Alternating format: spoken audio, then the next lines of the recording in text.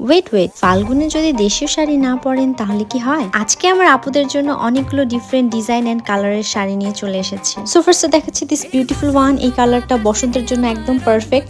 এটার ফ্যাব্রিক্সটা থাকছে সিল্কের মধ্যে। এটার মধ্যে তোমরা আরেকটি কালার পেয়ে যাচ্ছ। দুটি কালারই খুবই সুন্দর। শাড়িটার ভিতরে অনেকগুলো শেড রয়েছে, কুচি করলে খুবই দারুণ লাগে।